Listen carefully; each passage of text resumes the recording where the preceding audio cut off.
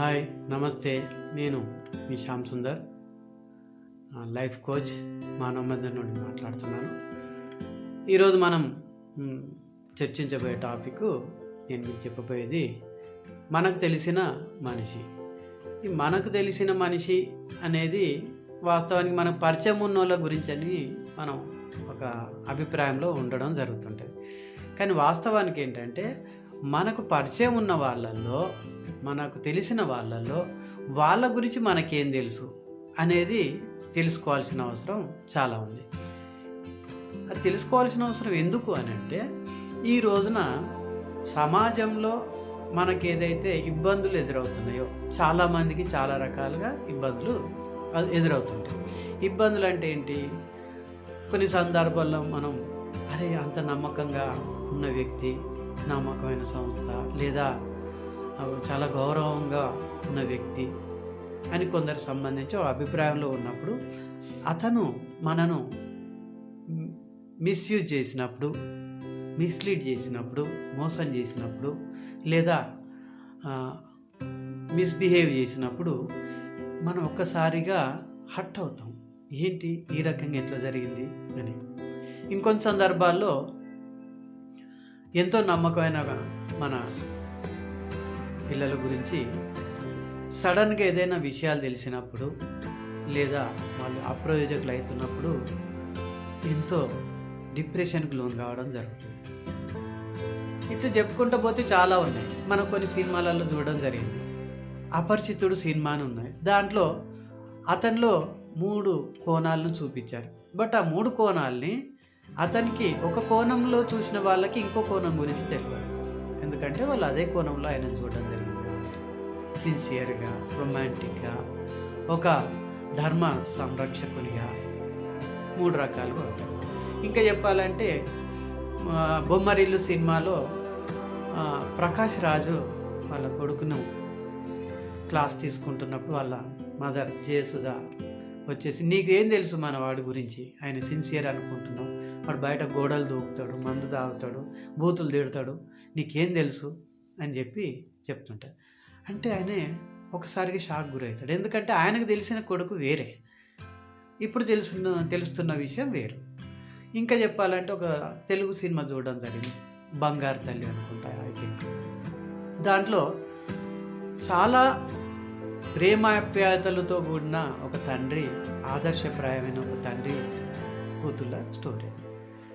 ఆ కూతురికి ఆ తండ్రి అంటే చాలా అభిమానం, ఇష్టం, ఆప్యాయత, గౌరవం.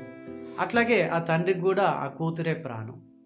అట్లాంటి సందర్భంలో అనుకోకుండా పట్టణం వెళ్ళినప్పుడు ఆ తండ్రి యొక్క నిజ స్వరూపం, అంటే ఒక తండ్రిగా హీఈస్ ద బెస్ట్, బట్ వాస్తవానికి ఆయన ప్రొఫెషన్ ఏదైతే ఉన్నదో, ఉమెన్ ట్రాఫికింగ్ సంబంధించిన రాకెట్లో తను వర్క్ చేస్తుంటాడని తెలుస్తుంది.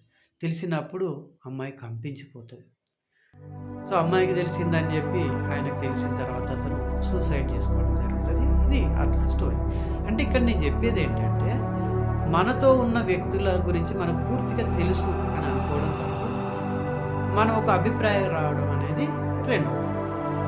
ఎందుకంటే ఒక అభిప్రాయానికి లేదా వచ్చి అతని మీద నమ్మకం పెట్టుకొని అది నమ్మకం వమ్మైనప్పుడు మనం డిప్రెషన్కు గురై, ఆందోళనకు గురై, సూసైడ్ వరకు కూడా వెళ్తుంటాం. చాలా సందర్భాలు మనం చూస్తూ ఉంటాం. నా కూతురు నా మాట అంటే ఎప్పుడు జీవజాటదు, ప్రాణానికి ప్రాణంగా చూసుకున్నాం.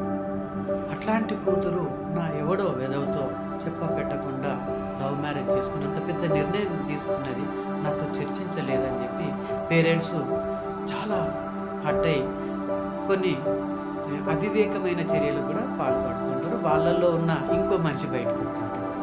ఇంకొన్ని సందర్భాల్లో నమ్మకమైన, గౌరవమైన వాడు మన ఫ్రెండ్ అనుకుంటే వాడేంటి మోసం చేసి నాకు అవసరం ఉన్నప్పుడు హెల్ప్ చేయలేదు అని కొన్ని సందర్భాల్లో.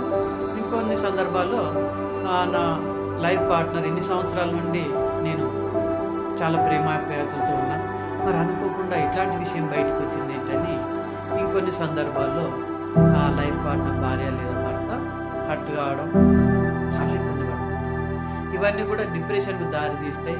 డిప్రెషన్కు దారి తీసినప్పుడు మనం ఏం చేస్తున్నామో అర్థం కాదు, దానివల్ల తీవ్రమైన నష్టాలు కలిగే ఛాన్సెస్ ఉంటాయి. సో డిప్రెషన్ అంటే ఏంటంటే the gap between the expectation and achievement.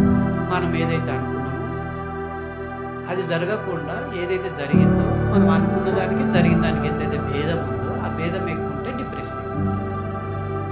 So మనం ఎప్పుడు కూడా ఒక వ్యక్తికి సంబంధించి ఒక నిర్ణయానికి రాదు. ఓకే, ఇతను ఈ రకం అంతవరకే అనుకోండి, కానీ మొత్తం నాకు తెలుసు అని మాత్రం ఎప్పుడు ఎవరికి సంబంధించి కూడా ఒక అభిప్రాయానికి రాదు. ఆయన గురించి మనకి ఇంతవరకు తెలుసు, ఇంతవరకే తెలుసు అనుకోవాలి అంతే. అతను ఒక మంచి ఉద్యోగస్తుడు, ఓకే, మంచి ఉద్యోగస్తుడు. అతను మంచి రాజకీయ నాయకుడు, ఓకే, మంచి రాజకీయ నాయకుడు, అంతవరకే. కానీ వ్యక్తిగత జీవితం అన్నింటినీ మనం డిసైడ్ చేయకూడదు. అట్లాగే ఒక డాక్టర్, మంచి డాక్టర్ అయినంత మాత్రాన అతని బుద్ధి మంచిగా ఉండాలని లేదు. ఒక మంచి పేరెంట్స్ మంచి వాళ్ళు కావచ్చు, కానీ బయటికి వెళ్ళిన తర్వాత వాళ్ళు లంచగొండులు కావచ్చు. ఇట్లాంటి కొన్ని ఉంటాయి. మన పిల్లలు అంటే మనతో ఉన్న సంబంధాన్నే వాళ్ళు బయట వాళ్ళ వ్యక్తిత్వం ఉండాలని లేదు. వేరువేరు సందర్భాల్లో వేరువేరుగా ప్రవర్తించడానికి అవకాశం.